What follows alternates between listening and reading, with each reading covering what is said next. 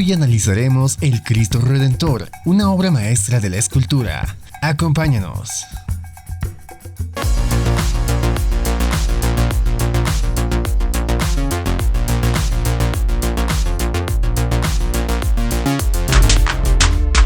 El Cristo Redentor es una importante estatua que combina arte, ingeniería y espiritualidad.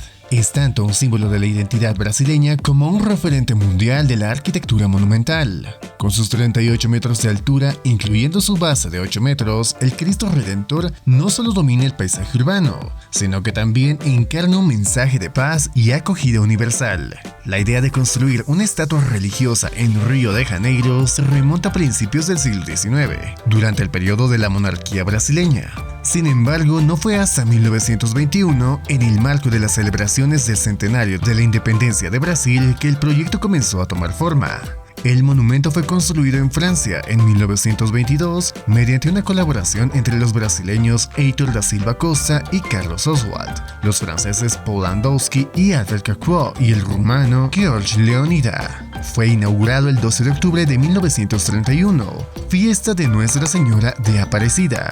El diseño del Cristo Redentor es el resultado de una colaboración internacional que combinó la creatividad artística con la innovación técnica. La concepción inicial estuvo a cargo del ingeniero brasileño Heitor da Silva Costa, quien propuso una representación de Cristo como un símbolo de protección y bienvenida para los habitantes de Río de Janeiro. Su idea era que la estatua tuviera una presencia importante, visible desde prácticamente cualquier punto de la ciudad, convirtiéndose en un faro espiritual para Brasil. Para materializar esta visión se recurrió al escultor francés Paul Landowski, conocido por su habilidad en esculturas figurativas de gran escala. Landowski trabajó en modelos de la estatua en su estudio en París, donde elaboró piezas detalladas de las manos y la cabeza, utilizando moldes de arcilla y yeso que luego serían replicados en Brasil. Las proporciones fueron cuidadosamente calculadas para transmitir una sensación de equilibrio y majestuosidad, evitando que las enormes dimensiones desvirtuaran la delicadeza de los detalles faciales y corporales. Una de las decisiones más notables fue el uso del hormigón armado como material principal, una innovación para la época. Este material no solo ofrecía la resistencia necesaria para soportar las extremas condiciones climáticas de la cima del Corcovado, sino que también facilitó la construcción modular de la estatua. Cada sección fue ensamblada con precisión en el sitio, lo que permitió manejar las dimensiones colosales del proyecto.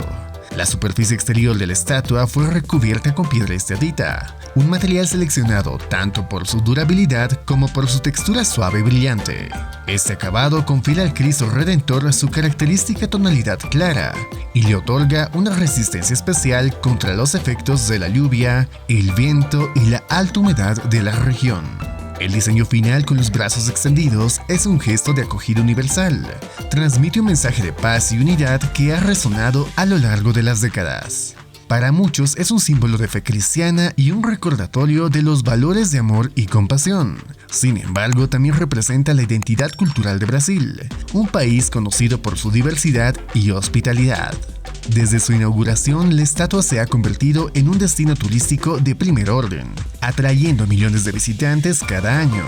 La vista panorámica desde su base, que abarca desde las playas de Copacabana hasta la selva urbana del Parque Nacional de Tijuca, es una experiencia que cautiva tanto a locales como a extranjeros. Con una medida de 30 metros, sin contar el pedestal, es la quinta estatua de Jesús de Nazaret más alta del mundo, superada por el Cristo Rey de Suboticin en Polonia de 36 metros, el Santísimo de Florida Blanca de Colombia de 35 metros, el Cristo de la Concordia en Cochabamba, Bolivia de 34.2 metros y el Cristo Redentor de Tihuatlán de México de 31.5 metros. En 2007, el Cristo Redentor fue incluido en la lista de las nuevas 7 maravillas del mundo moderno, un reconocimiento global que subrayó su importancia cultural e histórica.